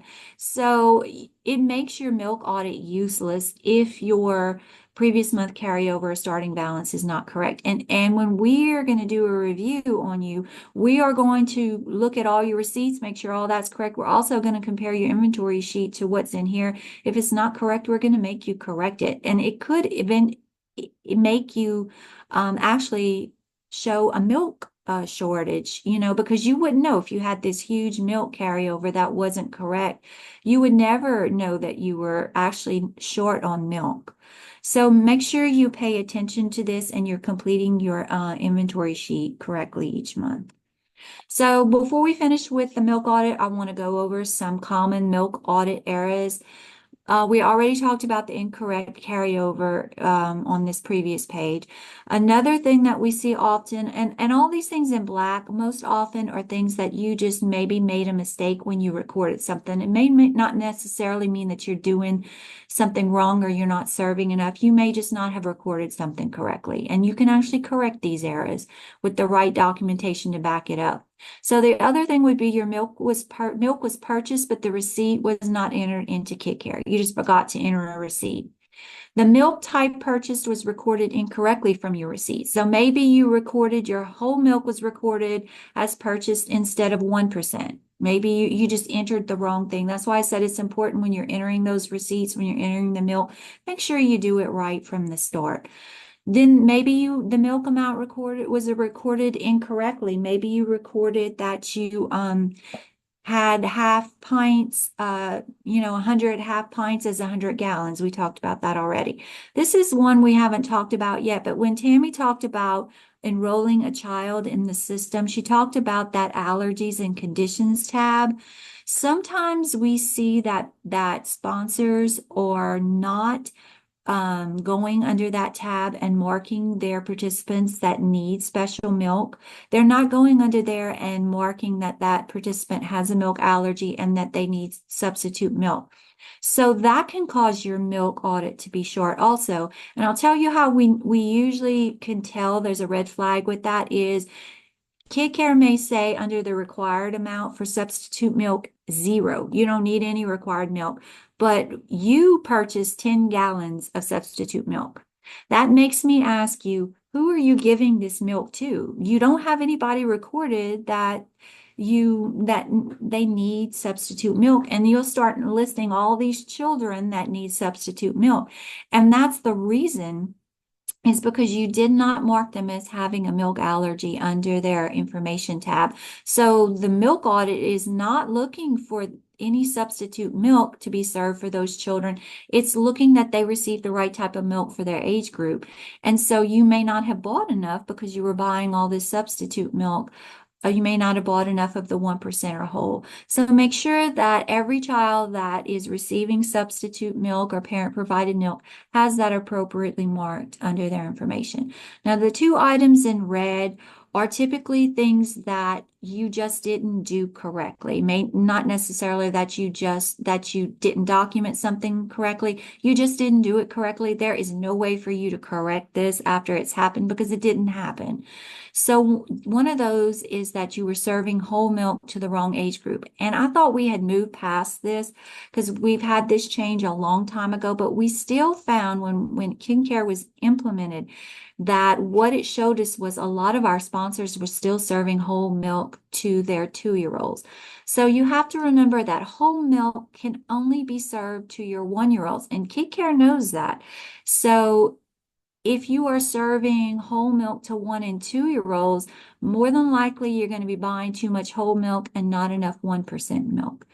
So that is a common error. Also, just not purchasing enough total milk. You're just not purchasing enough.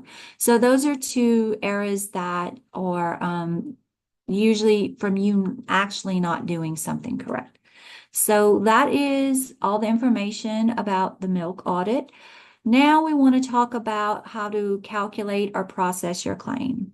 So what are the steps to submit a monthly claim for reimbursement from Kidkare? So after you've got all your information in the system and you're ready to start calculating your claim and submitting your claim to the state, what are the steps? First, you're going to calculate or process your claim. You're going to check your claim error report and make any corrections if needed, recalculate, reprocess your claim.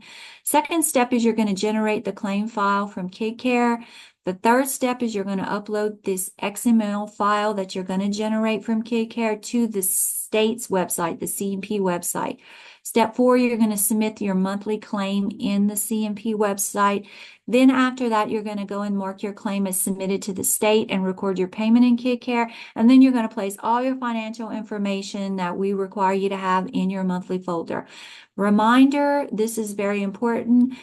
Claims are not paid through Kidkare. So just because you calculated your claim, that is not how you are paid your reimbursements. Kidkare is just the method for maintaining your records now. You still have to submit your claims to the state for payment. So how does a single site go about calculating a claim? You're going to, for single sites, you're going to go to Claims, List Claims. You're going to see your claims pop up on the screen. If you have a claim that you're looking for September and you've never calculated that claim before, you're going to see the green Calculate button next to it. You're going to click Calculate, and then what the system is going to do is going to run edit checks on that claim for the month. Once you go back and look for that claim, you're not going to see the calculate button anymore. You're going to see the way the July claim looks. It's going to have the month and the date that it was last calculated. So what happens when you calculate a claim? What does that mean? Calculating the claim means that Kidkare is running all of the required edit checks in their system on the records that you entered for the month. It's saying, hey, how did you do this month? How are your records looking? Do you have everything correct?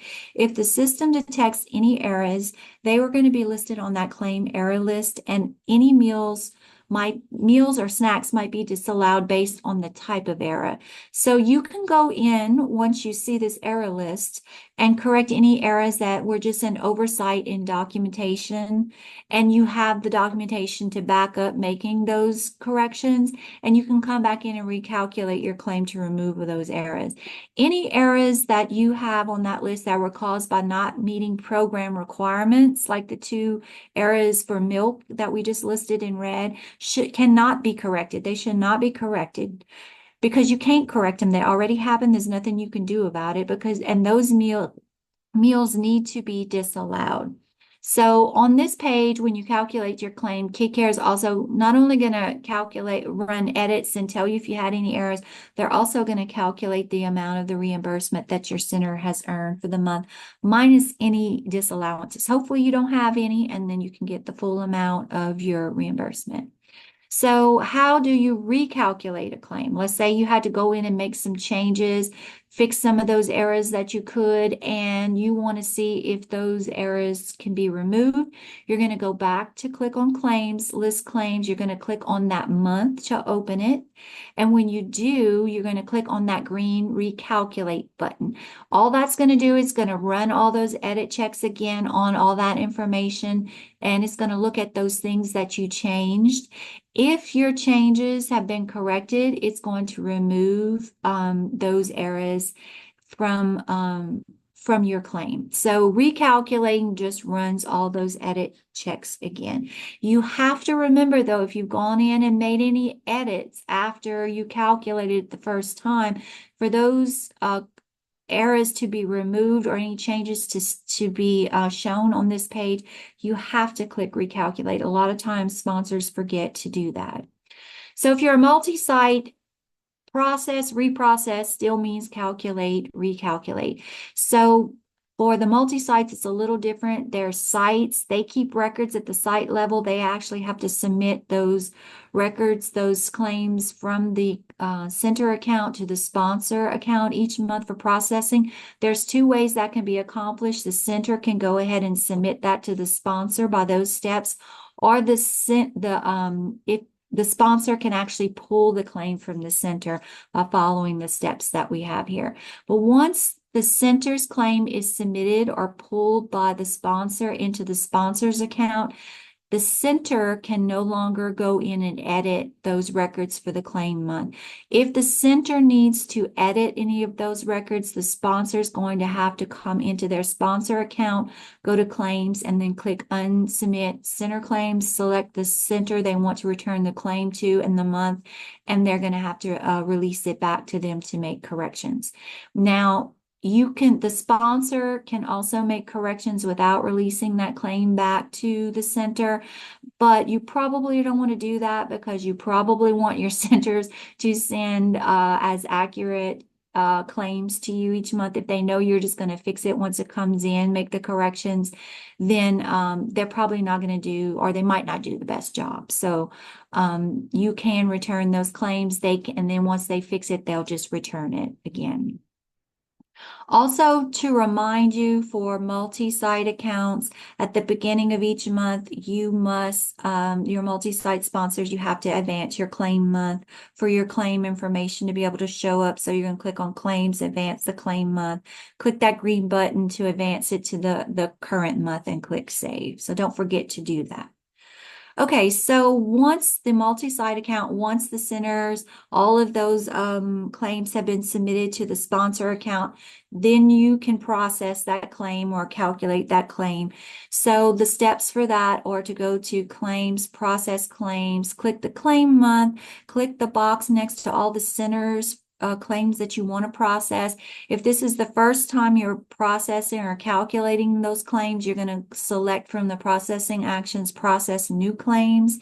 Then you can select on that right-hand corner either the blue process button, or you can hit the down arrow and you can select process and print OER. If you just hit process, it's only going to process the claim. If you hit process and print OER, it's going to print all those error reports for you for all your sites. So it'll do it all at once. If you have to make any changes to your claims the way you had to, just like with the single sites, you can reprocess those claims and run those edit checks again. You follow the same steps as we have listed here, except when you get to the processing actions, you're going to go in and select reprocess instead of process. Okay, so we talked about claim errors. What is the claim error list that you're going to get when you process that claim? So that list is going to list any disallowed or warned meals. Each time a claim is calculated or recalculated, error messages are going to appear as disallowed in orange or warning in blue. Disallowed errors take money away from you. They disallow meals. Warning errors just warn you. It doesn't mean just ignore them. But you should still check and see what could be the cause. Single sites, you can recalculate, recalculate the claim as many times during the month as necessary. We recommend you don't wait till the end of the month to calculate your claim, because you can go through these error lists as you're moving along and correct any issues you have as you're going along. Let's say you weren't serving enough milk. Well, you're going to know early on in the month and you can help correct that. Unfortunately, for the multi-site sponsors, that office error report will not be available to review until your claim has been submitted and processed. So if you want to print a detailed report of that claim, the claim error list, you're going to click on claim actions on this page and select print claim report. This is what that claim report's going to show you. It's going to give you additional information. It's going to show you the number of disallowed meals and the dollar amount. Sometimes that hits harder for people when they see this and they're like, oh no, I need to correct this milk problem moving forward that I have because I'm losing a lot of money. This detailed report also tells you more information about the error that you had, such as maybe the meal, the date, the meal type, if it's an error related to a participant, their name. Just, it gives you a lot more information. You can print this out and you can use this to go back and check on your errors, where they are, and if they can or can't be corrected. So I'm not going to read all of these claim errors, but what we tried to do was put together a list for you of the most common claim errors that we see our sponsors having on their claim error list. And we broke them down into what are the disallowed and then what are the warn errors. So what we tried to do here was list the error the way you would see it in the darker writing on the screen in your claim, and then below it we tried to explain what that error means, because we get that question a lot. People call and say, I got this error, I don't understand what it means. So we tried to give you a simple explanation for what, if you receive that error when you calculated your claim, what does it mean? So these are some of the most common disallowed errors. We have a couple of pages of these, and then we have one page of warn errors. So there's one of these errors on here that I want to mention to you. It's the one in red. We said typically warn errors don't take money away from you, but this particular error does affect the amount of your claim. It says the child was claimed after IEF expired. Remember, that's their income eligibility. So the child was reimbursed, paid, regardless of their classification. What this means is that in that particular claim month, the child's IEF date expired, or you never entered an IEF expiration date. So what Kidkare is doing is not totally removing that child from your claim, but no matter if that child is free or reduced, you're only going to get paid for their meals at the paid or above level. So you know that's quite a bit of difference than what you get paid for a free reduced rate. So if you see that error and you have a list of children, Kidkare just pushed out a new update that requires that IEF. So that's what that means. You will have to go under that CACFP tab for each child that's on that list and make sure you have the IEF expiration date, which should match their enrollment expiration date. Okay, so before we move off of the claim errors, I just want to remind you that not all errors have to be removed from the claim. Some people absolutely have to see that page say, congratulations, you have no errors. Some errors, or Kidkare just did their job. So one of them is when you, for some reason, have claimed the child after they were withdrawn from care. What's going to happen is that Kidkare is going to remove any meals that you may have accidentally marked that they participated in after the date that you said that the child was in care. They're also going to disallow those meals, so you don't have to worry about that, removing that error. It is tedious to remove it, so it took those meals from you. You're not going to get paid for those. Your menu was recorded, but no children were recorded in attendance. That means that you recorded a menu, but you didn't mark any children present that day. It's just reminding you, hey, did you forget to mark your meal counts? But I do want to mention this real quickly. We said not all errors have to be cleared, but if you're consistently having a milk shortage error every month or a food shortage error every month, you're not getting paid for those meals, but you're also not meeting program requirements. So that can be an issue if every month that we look at your Kidkare information, you got a milk shortage and you're not doing anything to correct that. So you want to make sure that you make every effort to correct those mistakes moving forward. So let's go into claim submission now. How do you submit your claim to the state once you've got everything straight on that claim page? What I want to remind you here is that we're going to be moving back and forth between Kidkare and the state's website. So whatever website these steps are in that you have to complete these steps, I have it listed at the top in red. So this is going to be a step, the first step to submitting your claim is in Kidkare. So for single sites, you're going to go to claims, list claims. You're going to select the claim month you want to generate, and then you're going to hit the blue generate button. You're going to have a pop-up message that reminds you still have to submit your claim to the state. What's going to happen when you generate, Kidkare is going to create an XML file that's going to be downloaded to your download files on your computer. You're going to find that under your computer, under downloads, just like when you open up your files, you might see desktop or documents and downloads. That's where you're going to find it. It's going to look similar to the example we have here. It's going to have some numbers in XML. So what does that file contain? It's going to contain all the information to complete your monthly claim in the state's website. Instead of having to manually enter all your free reduced meal numbers for the month for each meal and snack, this report is going to speak to the state's website, and it's going to upload all those numbers into the system for you. So how do you do that for a multi-site? It's basically the same steps. It's just the wording that you have to click on is a little different. You click on submit claim to the state, select your month, and click the generate button. Same everything when it comes to that. So once you've generated that file, how do you get that file uploaded into the state's website? So these steps are in the state's website. You're going to log into the state's website at cnp.doe.louisiana.gov. You're going to click on the CACFP tab, click on claims. You're going to click on upload claim. That's the first feature under there. You're going to see a claim upload page show up. You're going to click on choose file. That's going to open up the files on your computer. That's when you're going to look for that section that says downloads. When you click on that, the first file you'll probably see under your downloads is going to be that XML file. You double click on it like you're attaching something. It's going to add it to step 1. Then once you add it, you'll be able to hit the upload button. Once you hit upload, the proceed button is going to become active. You're going to be able to click on that. Once you click the proceed button, you could see, well, you're going to come to the claim upload integrity page. It's going to show up. The example we have here is one that had a lot of problems and cannot be submitted or accepted by the state's website.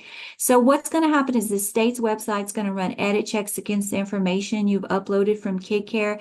If you got any errors on that page, you're not going to be able to submit your claim. So what the website is looking for is, are you trying to submit anything that is in disagreement with what's in your approved CACFP applications?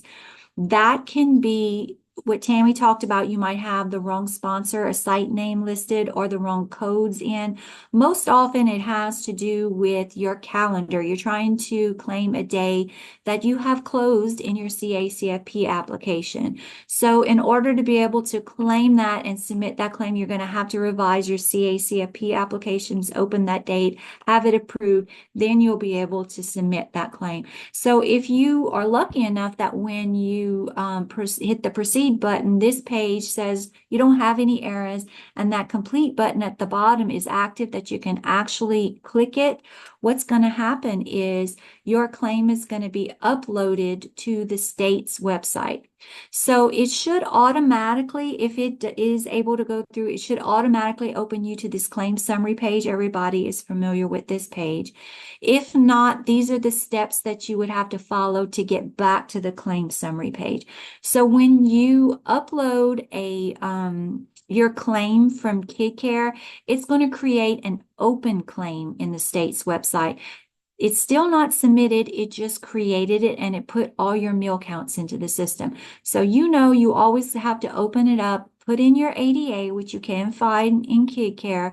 You're going to click update and submit. Once you hit submit, you're going to go into under claims, under pending claims, and make sure that your claim is now under pending claims, because that means the claim was submitted and received by the state.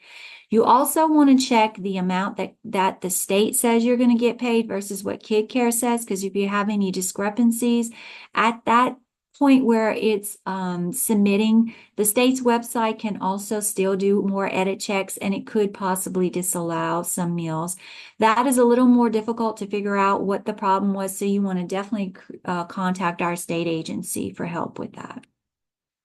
And the last step is to go back into Kidkare, go to list claims, open up that claim month and mark that claim as submitted to the state. What that does is it locks your records for that month so that all your records are going to remain the same for that month.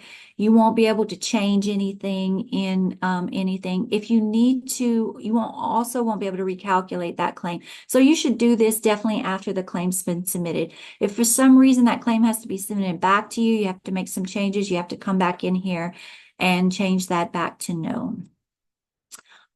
For your multi-sites, you're going to come in and you're just going to mark it as submitted.